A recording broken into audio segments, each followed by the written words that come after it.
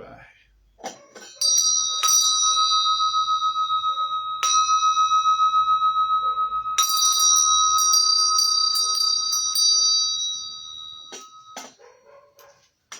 Jai Baba Jopi Vale ki jai, Om Mahempadi Baba Taragiri Maharaj ki jai, Om Brahmalem Baba Sevagiri Maharaj ki jai, Om Dashanami Swamis ki jai, Om Shiva Mahadeva Mahayogin Yogis Vara Joganath ki jai, Om Shankaracharya Maharaj ki jai, Om Narram Shivaista ki jai, Om Giri Sampradaya ki jai, Om Shaiva Parampara ki jai, Om Namah Shivaya, Om Namo Narayana.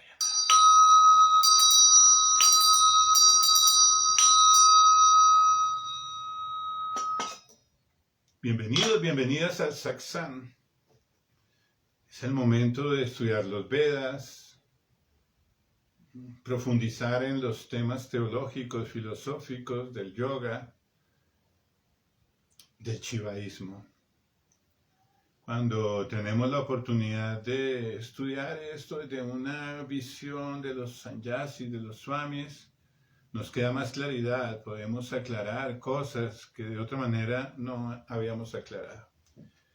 Existe mucha confusión en cuanto a los temas del hinduismo. Hay diferentes ramas filosóficas, diferentes escuelas, diferentes sampradayas, cada uno dando una versión. Aunque el maestro Shankaracharya nos unificó a todos a través de la Advaita, la enseñanza pura. Él cuando llegó pasaba mucho como lo que acontece ahora, muchas religiones, muchos dioses, muchas formas de vida religiosa, y todo eso generaba mucha confusión, generaba división. Incluso peleaban unos con otros diciendo que su verdad era la única. Y eso ha generado enfrentamientos, controversias. También hay personas que se desilusionan al ver esa situación de competitividad. Cuando viene Shankara, nuestro amado maestro Shankaracharya, Sri Sai Shankaracharya, él es un avatar del Señor Shiva. Él viene y nos enseña con toda la claridad el estudio del Bhagavad Gita, el estudio de los Vedanta Sutras, Brahma Sutras, de los Upanishads. Y igual él estuvo enseñándonos a nosotros todos los pasatiempos del Señor Shiva a través de sus poemas. Había ese encuentro con la sagrada tradición shivaísta. Él es el que enseña que todo es Brahman, que todo es Shiva, que tú eres Shiva, que yo soy Shiva. Que todo es Brahman, que todos los caminos llevan al Brahman, que todas las religiones llevan al Brahman, que todas las diferentes escuelas de yoga llevan a la misma meta. Y eso es muy bonito, porque nos permite entender las diferencias, saber que cada persona va en su camino de acuerdo a su karma, no hay otra, de acuerdo a su familia, al lugar geográfico donde nació, a la cultura a la que pertenece.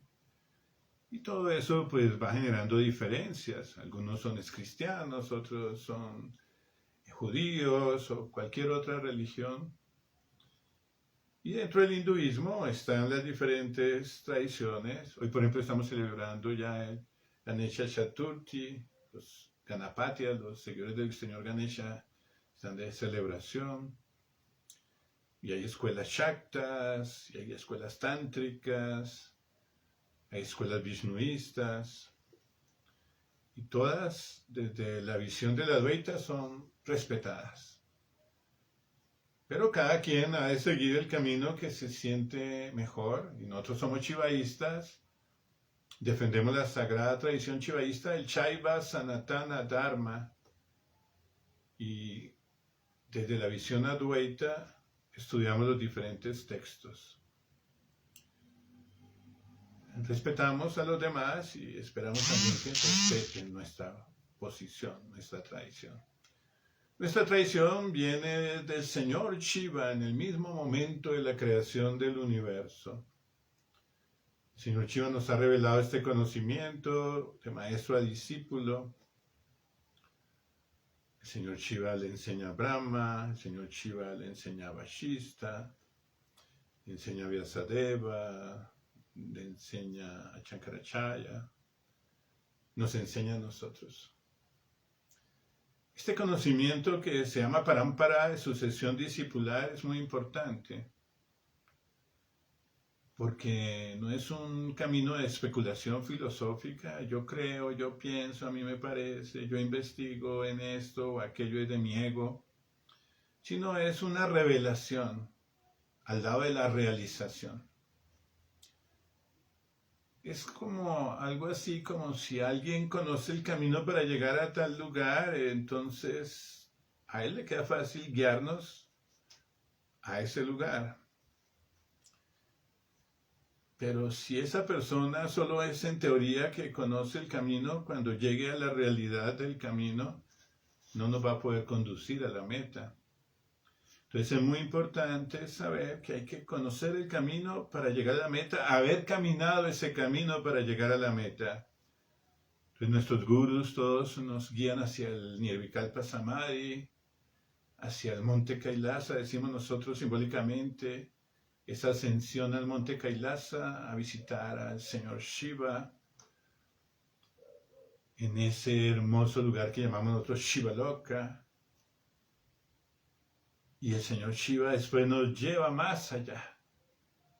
Él nos lleva hacia el Paramashiva. Paramashiva es ese aspecto impersonal, la meta última. Muchos quieren llegar a Shivaloka. Shivaloka es un planeta hermoso del plano supracausal, está más allá de los planos celestiales. Más allá de Indraloka, Brahmaloka, Vishnuloka, más allá de los Vaikuntas, está Shivaloka. Ahí está el Señor Shiva con sus devotos compartiendo sus pasatiempos.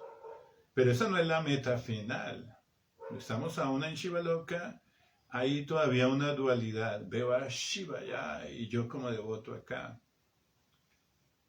El Señor Shiva, cuando llegamos allá, Él nos dice, bueno, prepárense, les voy a llevar a la meta suprema. La verdad está más allá del personalismo, más allá de la dualidad. La verdad es Paramashiva, el Brahman supremo. Es difícil entenderlo, pero cuando empiezas a practicar yoga, empiezas a tener experiencias que te van llevando a esa gran verdad. Esa verdad trascendental, que es la meta última que queremos alcanzar. Si tú vas a Indraloka, al plano celestial, debes volver al samsara.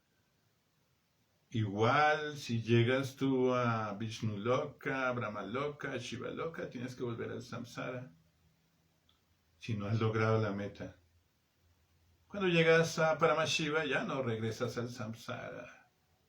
Realizas al Brahman, vences Maya, la ilusión cósmica que te hace creer que eres diferente al Brahman, y realizas la meta última del yoga. La palabra yoga significa unión. Practicamos yoga hasta que logramos la unión. Cuando logramos la unión, ya se llegó a la meta. El yoga es para los que estamos en este plano dual todavía. Necesitamos jnana yoga para entender las cosas, como lo que vamos a hacer hoy. Un poco de jnana yoga, el yoga del conocimiento, que nos enseña Shankara. Jai Mahadev.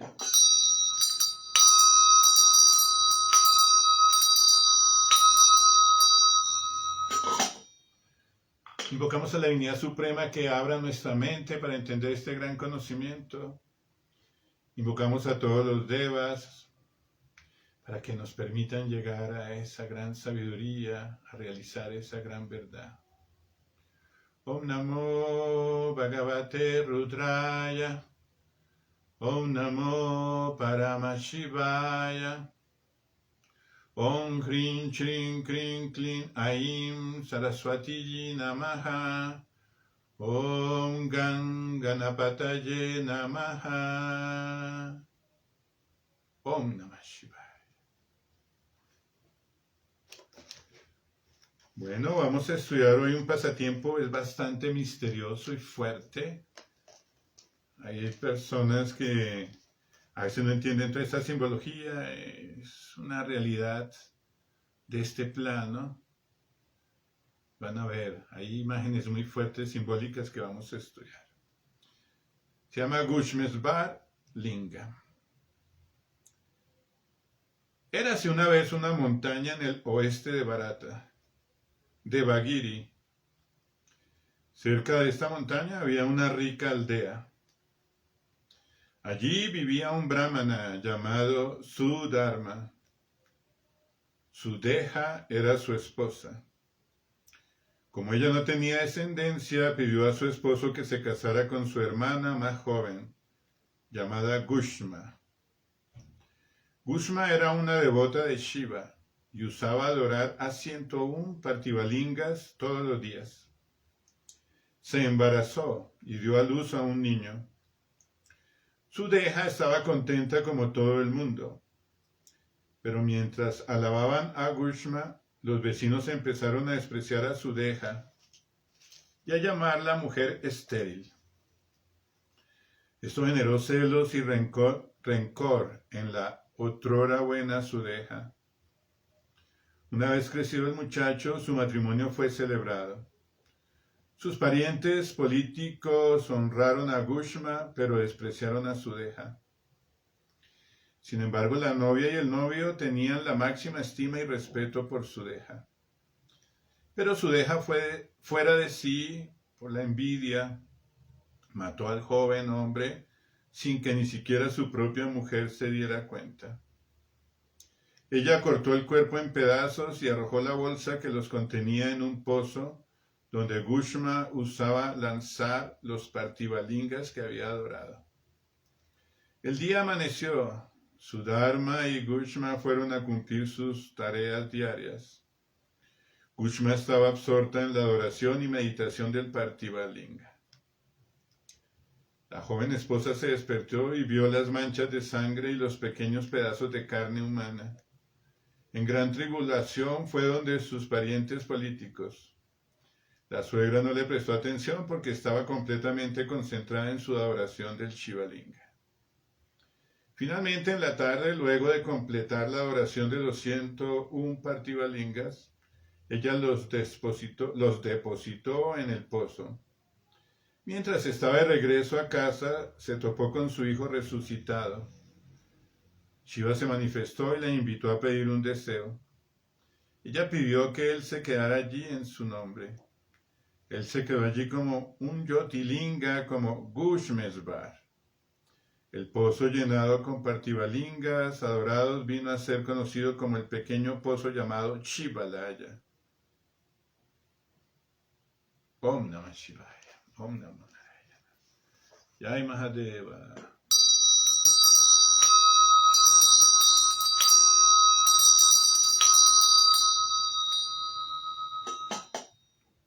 Hay un gran mensaje detrás de cada enseñanza, de cada uno de estos lilas, pasatiempos, los Puranas. Nos enseñan muchas cosas para que aprendamos, para que cuando hay un buen ejemplo lo sigamos, cuando hay un mal ejemplo no lo sigamos. Fortalecemos la fe, aprendemos de las experiencias de otros hermanos en el camino, de otros devotos, del mismo Señor Shiva. Gushmesvar Linga, Linga, deidad fálica.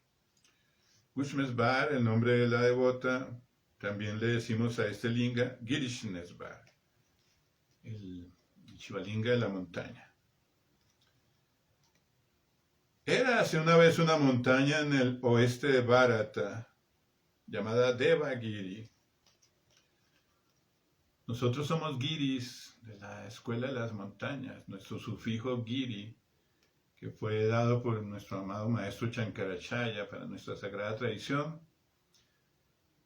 Cuando hablamos de montañas, inmediatamente nos conectamos con eso sagrado, lo más alto, lo más elevado, nos lleva a recordar el monte Merú, el monte Kailasa. El monte Merú es nuestra columna vertebral y el monte Kailasa lo reconocemos como el Sahasrara Chakra, la parte más elevada a la que podemos llegar a través de la meditación. El mismo Shivaloka que hablamos al principio es el mismo monte Kailasa. La palabra Devagiri significa la montaña de los dioses, la montaña celestial. Cuando empezamos a leer, entonces empezamos a entender que hay un mensaje para los Giri, para los que nos gusta vivir en las montañas y los que escalamos la montaña del yoga para llegar a la meta suprema. Cerca de esta montaña había una rica aldea. Cerca de la montaña, o sea, siempre estamos cerca del camino hacia la espiritualidad. No siempre subimos la montaña. Todos nosotros estamos cerca de esa montaña. A veces nos abstraemos en cosas materiales, nos dejamos llevar de la maya, la ilusión cósmica, nos dormimos en el mundo de la ignorancia, no avanzamos hacia la verdadera espiritualidad. Allí vivía un brahmana llamado Sudharma. Los brahmanas son sacerdotes de la casta brahmánica. Ellos tienen su cordón brahmánico, cantan el Gayatri Mantra, son encargados de hacer las ceremonias védicas, los nacimientos de los bebés, los matrimonios, las iniciaciones, los rituales a los diferentes devas, también el rito funerario. Son sacerdotes. Sudeja era su esposa. Los brahmanas en la India se pueden casar. Los sacerdotes hindúes se pueden casar. Hay otras tradiciones que los sacerdotes no se casan, como por ejemplo en el catolicismo. No se casan, ellos viven solteros, es su reglamentación. En la India los brahmanas se pueden casar y de esa manera tienen un hogar, una familia, dedican tiempo a su familia, a su hogar, tiempo a su vida sacerdotal. Como ella no tenía descendencia, o sea, había algo en ella que no estaba fluyendo bien. El tener descendencia era estéril, es la enseñanza que hay aquí, pero también había algo en ella, un trabajo espiritual que no estaba realizando para poder dejar a las nuevas generaciones la enseñanza, la verdad. Pidió a su esposo que se casara con su hermana más joven, Gushma. Me hace recordar mucho las historias de los judíos en el Antiguo Testamento también, que muchas veces cuando una mujer no podía tener hijos, le pedía el favor o a su sirvienta o a su hermana, a otros familiares para que tuvieran hijos. En el hinduismo es permitido la bigamia, la poligamia. No hay nada en los Vedas que critique ese tipo de práctica matrimonial. Gusma era una devota de Shiva. La otra hermana no era devota, era solo la esposa del brahmana, pero no dejó descendencia, es decir, no tenía un trabajo espiritual apropiado. Mientras que ella, Kushma, sí era una gran devota de Shiva. Hay devotos de Shiva, devotas de Shiva. Shiva lo adoran hombres y mujeres. Y ella era muy devota. Usaba adorar a 101 partivalingas todos los días.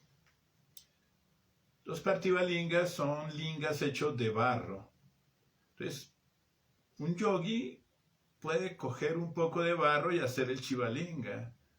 No necesita hacerlo de piedra, no necesita hacerlo en metal. Es tan fácil encontrar un poco de barro, se echa un poquito de agua, se amasa, se hace esa forma fálica del shivalinga. Ella hacía 101 partivalingas de barro, todos los días los adoraba. Y parte de la tradición de estos partibalingas es que después de que yo los adoro, los devuelvo otra vez al río, los devuelvo al lugar. Eh, Puede ser una laguna, el lugar donde yo tenga ese acto ceremonial. Es muy bonito eso porque uso el barro, lo adoro, invoco a la divinidad y luego vuelve a la naturaleza. Al otro día vuelvo a hacer otra vez todo el rito. Se pueden hacer pequeños, medianos, grandes. El Señor Shiva está en todos los elementos, en la tierra, el aire, el fuego, el agua. Cuando tú haces un Partibalinga, ves al Señor Shiva en cada átomo. Él está presente en toda la creación. Lo invocamos, hacemos el ritual, hacemos el Abhisheka, hacemos la adoración.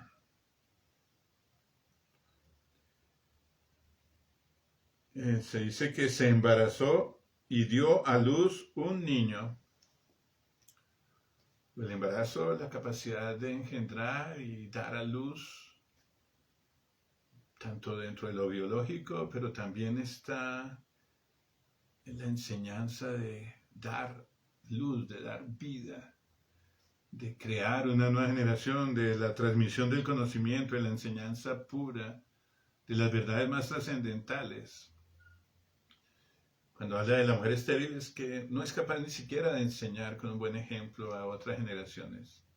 Esa mujer devota da luz, tiene la capacidad de enseñar, de guiar, de orientar a las nuevas generaciones.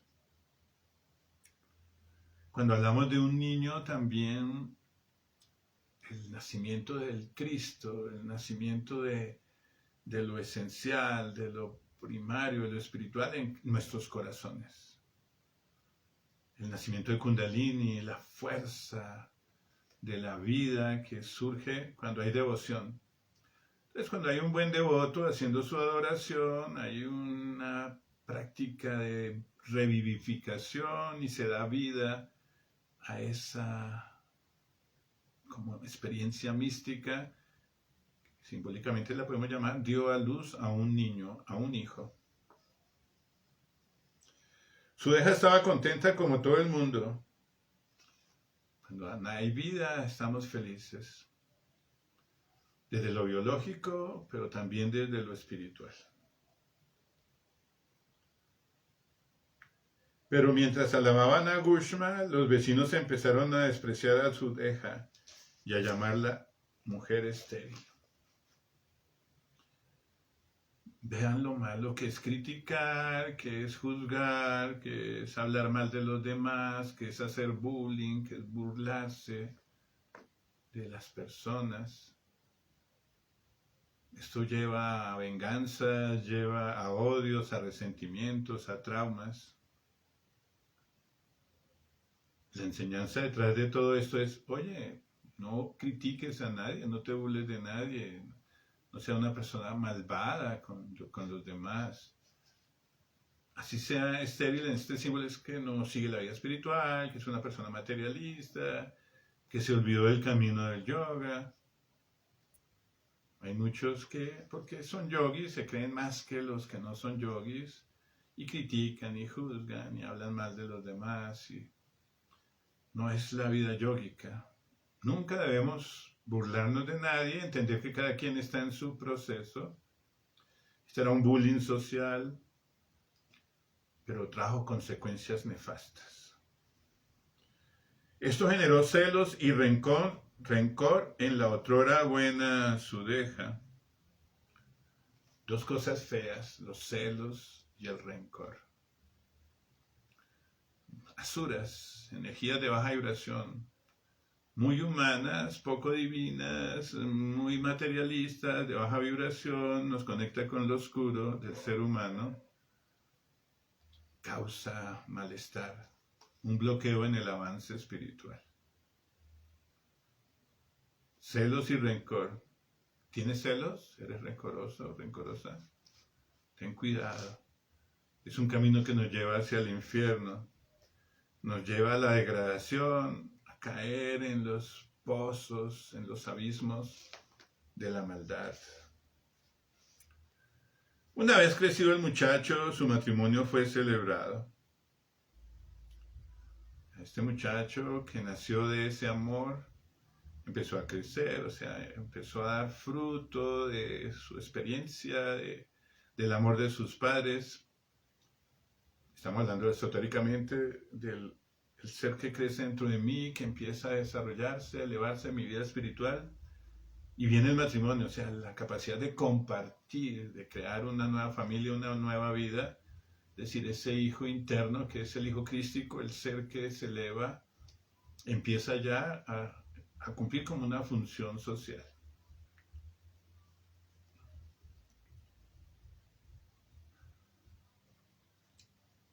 Sus parientes políticos honoraron a Gushma, pero despreciaron a Sudeja.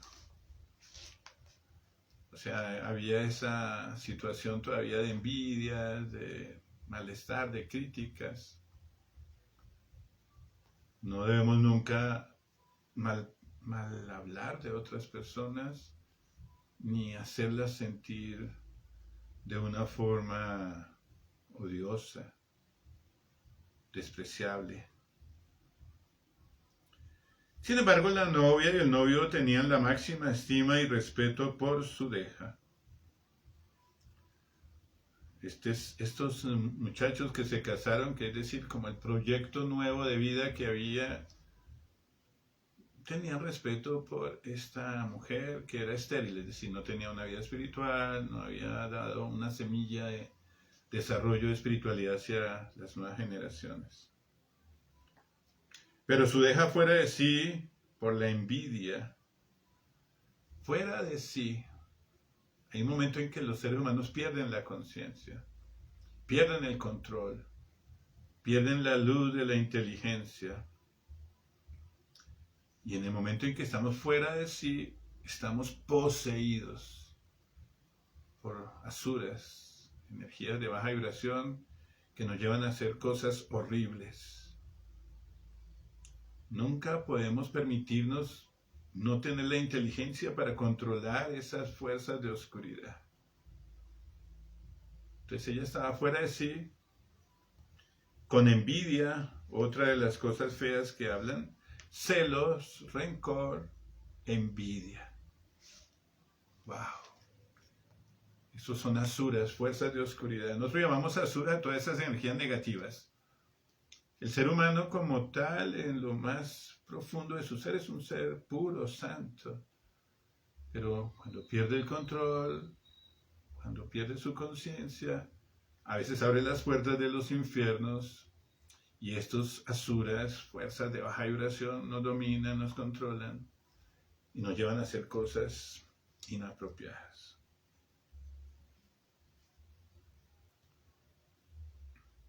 Entonces mató al joven hombre sin que ni siquiera su propia mujer se diera cuenta. Entonces ella mató a su sobrino. La esposa del chico que se había casado no se dio cuenta de la situación. Vemos tanta gente ahora, en estos momentos, en muchos países matan a los demás, masacres colectivas, violencia, se dejan llevar de las fuerzas azúricas. Ella cortó el cuerpo en pedazos y arrojó la bolsa que los contenía en un pozo donde Bushma usaba lanzar los partibalingas que había adorado. O sea, ella quiso destrozar esa fuerza que hacía crecer el Cristo, el ser interno, el niño que había nacido y que ya se iba a casar, ya estaba casado. Lo corta en pedazos, es otro símbolo de, no quiero que, si no nace ese ser crístico en mí, tampoco quiero que nazca el ser crístico en los demás. Cortarlo en pedazos es criticar, es no permitir que otros avancen hacia la espiritualidad. Por eso el símbolo de la mujer estéril, que no era capaz ni ella crear ese hijo de luz dentro de ella para ser un yogi, para ser una yogini, ni tampoco permitir que otros hagan ese trabajo espiritual. Hoy vemos eso en la sociedad occidental moderna, critican el yoga, critican a los yogis, hablan mal de la meditación, de todas las cosas de las enseñanzas védicas, del shivaísmo, hablan mal del vegetarianismo, hablan mal de las prácticas del sadhana. Son personas con una ignorancia y no quieren que los demás crezcan en la espiritualidad. Suele pasar.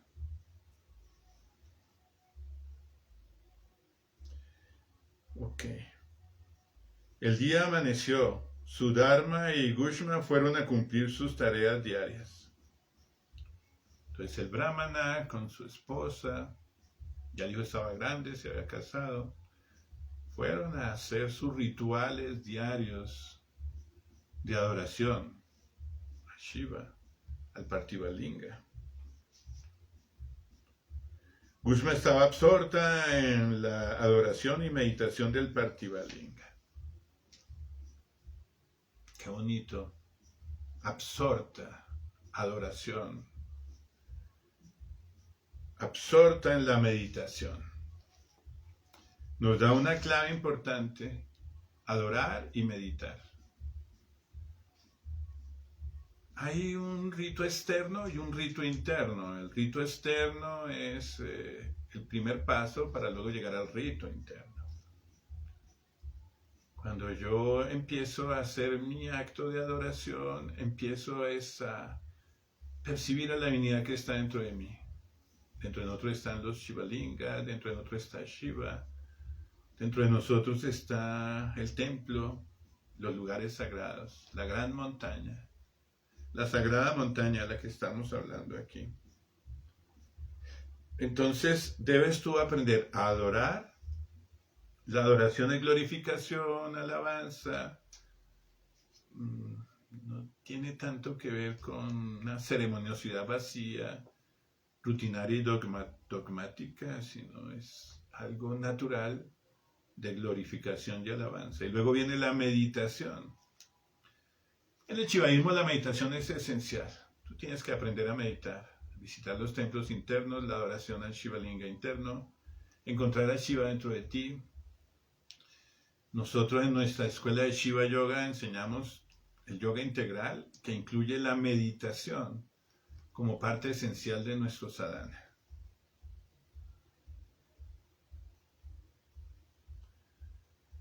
Bueno, entonces dice, la joven esposa se despertó y vio las manchas de sangre y los pequeños pedazos de carne humana. La joven esposa era la que estaba acompañando a ese ser crístico, ese niño que habíamos hablado que creció. Iba a ser su esposa cuando de pronto ve que todo eso se empieza a desboronar, la sangre, la muerte.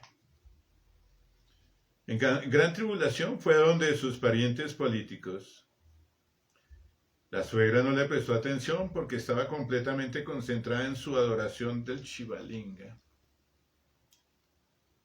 La concentración, la meditación, la absorción, la contemplación. Ella llegaba con un problema, la muerte, algo que está siempre aconteciendo en el día a día, y ella estaba en adoración y no le puso atención. Dirán ustedes, pero ¿por qué no le pone atención? Es un símbolo esotérico. Cuando estamos contemplando a la divinidad, reconocemos que somos Atman, que esencialmente somos Brahman. Todas las cosas que acontecen en este plano material son solamente parte de esa malla, de esa ilusión cósmica. Que un terremoto, que una peste, que mataron a tal persona, que alguien se murió, que alguien está enfermo. Todas esas cosas que son tan humanas, tan de esta vida material, para el que está contemplando y meditando, son solamente parte de un sueño cósmico, un karma que la gente está pagando, una ilusión que algún día despertarán. Es bueno esto en la medida en que cuando tú estás en una vida yógica, las cosas exteriores no afectan tu paz y tu tranquilidad. Que no tengo plata, que estoy enfermo, que me echaron del trabajo, que mi pareja no está conmigo, que mi hijo se portó mal, que se murió un pariente. La muerte es como lo más fuerte, ¿no? Siempre es como lo que es más irremediable. Y aún así ella estaba tranquila, aunque era su propio hijo el que había muerto. Y aún así ella seguía en estado de contemplación y de armonización. Esta situación enseña cómo el yogi siempre está ecuánime en todas las circunstancias. No significa que sea insensible, que no participe de las situaciones que aquejan a los demás, pero le da la suprema importancia a su experiencia espiritual profunda. Y no es que sea egoísta, es que gracias a esa realización espiritual va a poder ayudar a la humanidad en las cosas que necesita. Muy bien, finalmente en la tarde, luego de completar la oración de los 101 Partivalingas, ella los depositó en el pozo. Entonces todo el ritual, adora a los Shivalingas, los construye con barro, con sus manos, y luego los vuelve a echar en el pozo. Ella los depositó en el pozo. Mientras estaba de regreso a casa, se topó con su hijo resucitado. Historias de resurrección. Estas historias de resurrección no solamente son del cristianismo. Vemos historias de resurrección de los muertos en el hinduismo, en el shivaísmo. Cuando ella hace su adoración, surge el milagro. Esa mujer asúrica llena de inconsciencia, de maldad, que mató y cortó al hijo, no pudo hacer que ese ser crístico que había nacido en su madre volviera a resucitar y surgiera hacia arriba, hacia la espiritualidad profunda. Ya hemos hablado del hijo que nació, el ser crístico, el niño que crece dentro de nosotros, que se eleva. Ella tuvo esa gestación, era devota de Shiva y no hubo nada externo que prohibiera el renacer de esa fuerza espiritual que había allí, en ese símbolo del hijo que vuelve a resucitar. Shiva se manifestó y la invitó a pedir un deseo. Cuando hay una gran devoción, una vida ejemplar, Shiva siempre está presente, se manifiesta. Se manifiesta dentro de nosotros como luz. Cuando tú lo puedes percibir dentro de ti, también lo puedes ver fuera de ti. Puede haber una manifestación, así como la Virgen se manifiesta o algún ser crístico. También Shiva se manifiesta a sus devotos. Tú puedes tener la posibilidad de ver a Shiva fuera de ti, pero lo ideal es verlo dentro de ti. Cuando tú meditas, ves el Shiva Yoti, la luz de Shiva. Puedes presenciar a Shiva, hablar con él. Y le dice, pide un deseo. El señor Shiva se le conoce como el árbol de los deseos. Depende del avance de cada devoto, hay un deseo que pedir. Ella pidió que Shiva se quedara allí en su nombre. Entonces el nombre de ella Gushma. Y él se quedó allí como un Yotilinga llamado Gushmesvar, el señor de Gushma, el señor de la montaña. Qué bonito que se quedara allí. ¿Qué más queremos nosotros que ser conscientes de la presencia de la divinidad 24 horas al día? Estar todo el tiempo entregados a la presencia divina para que podamos hacer todo de acuerdo a lo que Shiva quiere que hagamos. Una vida ejemplar, una vida santa, una vida amorosa, una vida de servicio. Mira, ella, cuando la chica fue a decirle, murió mi esposo, estoy sufriendo, ella siguió en la adoración. Y luego viene el milagro. Si ves, cuando tú te entregas de lleno a la vida espiritual, vienen los milagros para los demás. La vida empieza a traer fruto de cosas buenas, gracias a un santo, a una santa, a una vida yógica que lleva a que haya esos milagros para toda la sociedad, para todas las personas que nos rodean. El pozo llenado con Partivalingas adorados vino a ser conocido como el pequeño pozo llamado Shivalaya. Qué bonito, hermoso lugar, como la montaña de Shiva, el lugar hermoso de Shiva, donde Shiva está presente. Shiva está presente dentro de nosotros, no te olvides. Lo puedes buscar en tu corazón, lo puedes buscar aquí en el Agna Chakra, lo puedes buscar en el Sahasrara Chakra. Él está presente allí. Cuando tú haces tu adoración a Shiva interna, invocas el Shivayoti, la presencia del Lingam de luz, el Lingam de fuego dentro de ti, y lo alabas, haces tu ofrenda, luego lo depositas en ese lugar sagrado dentro de ti. Ese lugar sagrado que hay dentro de nosotros es un punto en particular. Es un punto en particular que hay dentro de nosotros, muy cerca aquí del tercer ojo. Antes de llegar al monte Kailasa hay un gran lago, Manasa Roar. Ahí es donde depositamos la ofrenda de Shiva Linga, como hacía esta devota de hacer los Partivalingas y depositarlos en el río. Allí está. Bueno, también tenemos el río Ganges, el río Yamuna, el río Saraswati entre nosotros, pero el punto donde depositamos ese se llama Manasa Roar, un lago sagrado antes de llegar al monte Kailasa. Este lugar existe físicamente en la India, en el estado de Rajasthan. Jai Mahadev, Jai Shiva Shankara, Jai Mahadev, Jai Shiva Shankara. Como les contaba, era una historia bastante difícil, se ve odio, resentimientos, muertes, resurrecciones, las envidias, los celos, los rencores, el bullying, tantas cosas que pasan y que generan tantos efectos. Pero el poder de la devoción, la contemplación, la adoración, la meditación, el poder de la fe, lleva a los grandes milagros en la vida de cada uno de nosotros. ¿Tienes un problema? Invoca a Shiva, Él te va a ayudar. Te ayuda a resolver todos los problemas. ¿Tienes un deseo? Invoca a Shiva dentro de ti. Bueno, también puedes hacer un Partivalinga de barro y hacer la oración externa y hacerlo con amor y devoción. Él te escucha. Pero en el camino del shivaísmo lo más importante es la adoración interna, el Manasa Puja. Más allá de lo exterior está la experiencia interior. A Shiva le gusta que encuentres esa experiencia interior en la meditación. Muy bien, me despido de ustedes. Om Namah Shivaya, Om Namo Narayana, Jai Baba Yo Privale Ki Jai. Hasta pronto.